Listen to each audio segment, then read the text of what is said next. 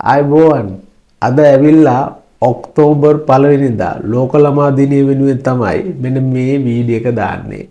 ඇත්තටම චුට්ටි දරුවන් වෙනුවෙන් තමයි මේ වීඩියෝ එකත් දාන්නේ. මොකද අද ඔක්තෝබර් 1 වෙනිදා ලෝකයේ විසින චුට්ටි දරුවන්ට ගොඩාක් වැදගත් දවසක් වෙනවා. ලෝකයේ වගේම ලංකාවේ තුලත් විවිධ තැන්වල මේ දිනය සමරන්න ගොඩක් තැන්වල විවිධ උත්සව පවතිනවා. ගොඩක් සතුටේ පාසල් වලත් විවිධ උත්සව සංවිධානය කරලා තිනවා. ඊටමත්ම සතුටෙන් චුට්ටි දරුවන් වෙනුවෙන් මේ උත්සවය ලස්සන සමරන්න. ඉතින් ඕනම කෙනෙක්ට ඒ වගේම චුට්ටි දරුවෙක්ට ඊටමත් වටින දවසක් තමයි ලෝකයේ විසින් දායාද කරලා තියෙන අද දවස චුට්ටි දරුවන් වෙනුවෙන්. ඉතින් ලෝක ළමා දිනය සතුට වෙනවා වගේම ලෝක ළමා දිනෙන් දුක් පැත්තක් ගැන මම කතා කරන්න කැමතියි. මේ ලෝක ළමා දිනයක් ඇයි ලෝක ළමා දිනේ ඇයි වෙන් කරලා තින්නේ? ලෝකයේ දරුවන් වෙනුවෙන් ඒ වගේ ළමා දිනයක් වෙන් කරලා තින්නේ ඇයි? මම ඔයාගෙන් ප්‍රශ්නයක් අහනවා. ඉතින් ඒ වගේ දවසක් ඇත්තටම වෙන් කරලා තින්නේ ලෝකයේ චුට්ටි දරුවන් අද වෙනකොටත් මහ වීදියේ බඩගින්දරේ අපචාර මැද ජීවත් වෙනවා. අන්න ඒ දරුවන් වෙනුවෙන් තමයි මේ දිනය වෙන් කරලා තියෙන්නේ.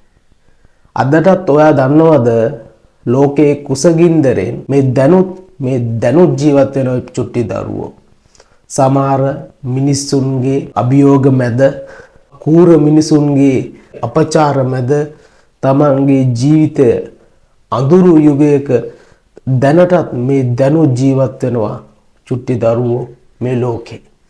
ඉතින් ඒ දරුවන් වෙනුවෙන් තමයි මේ දවස වෙන් කරලා තින්නේ. සමහරක් වෙලාවට එක වේලක් ඒ චුට්ටි දරුවන්ට කන්න නැහැ.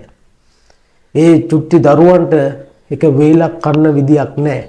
ඇයි එහෙම කන්න බැරි?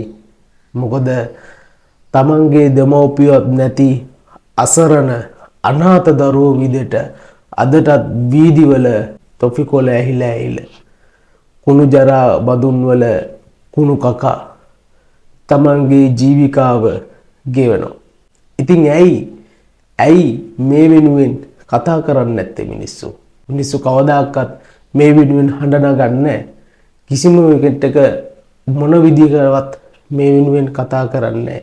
ඒක සිහි කරන්න ඒ දරුවන් වෙනුවෙන් තමයි විශේෂයෙන්ම මේ දවස පෙන්නලා තින්නේ. මේ දවස টොප් අප් කරලා තියෙන ඔක්තෝබර් 1 වෙනිදා ඒ වගේ දරුවන් වෙනුවෙන් තමයි. නමුත් ලෝක ළමා දිනය කියන්නේ ඒ දරුවන්ට විතරක් නෙමෙයි.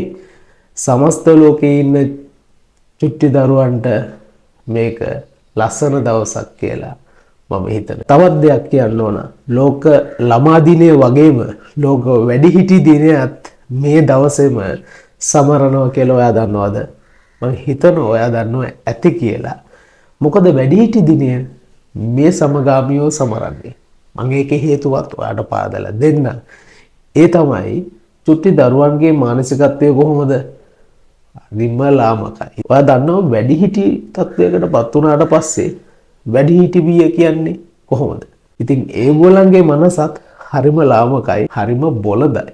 ඉතින් ඒ වගේ වැඩිහිටි දිනියත් සමරන්නේ ඇයි? මේ කුඩා දරුවාගේ මානසිකත්වයත් මේ වැඩිහිටි පාර්ශ්වයේ මානසිකත්වයත් දෙකම එක සමානයි. පොඩි දරුවෝ වගේ තමයි හැසිරෙන්නේ. ඉතින් මේ වැඩිහිටි දිනයත් මේ සමගාමීව සමරන්නේ අන්න ඒ හින්දා. අන්න ඒකත් ඔළුවේ මතක තියාගෙන මගේ පේජ් එකත් ෆලෝ කරන්න අමතක කරන්න එපා. ලකියා ටෝක් පේජ් එක. ඉතින් ඔයගලන්ට ජය වේවා කියලා ප්‍රාර්ථනා කරන ගමන් වීඩියෝ එක නවත්තනවා.